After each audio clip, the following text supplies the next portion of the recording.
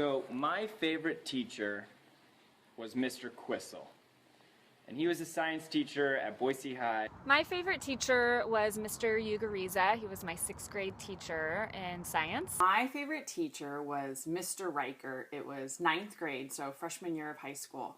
I took a drawing course in college. My favorite teacher would be Miss Link. She was my kindergarten teacher. My favorite teacher was my 8th grade music teacher at Arts West. My favorite teacher was my 4th grade teacher, Mrs. Brooks. The topic's light and fun and interesting, and was always playing games with us, so everybody was always laughing and having a good time in his class. It was really interesting. I mean, I think he set his level of expectation for the kids really high, and so everybody strived to meet his level of expectation. And he's my favorite teacher because he taught me a lot of things music-wise and stuff that had to do with life, and the one thing I learned from him was to be comfortable with who you are. Well, the first day the professor taught us that there's always a new sheet of paper and there's always an eraser.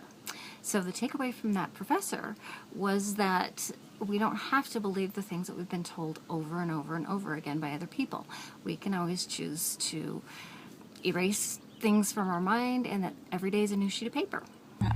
She was super sweet and kind to me, and she taught me the most important thing, which would be how to read. And he really paid attention one-on-one to each of us too. I felt like I think every student felt like they were his favorite student. There was one day when I remember he looked at me and he winked and he smiled, and then that's when I knew that stoic grizzly on the outside was just a soft, cuddly teddy bear on the inside. He just made it fun. He cared about you, and it made you want to do better. Really energetic person, and all the lessons she would teach us, she would turn into games and make them fun, and we wouldn't be bored to death by them, so everyone had a better learning environment. So, thanks, Mr. Ugariza.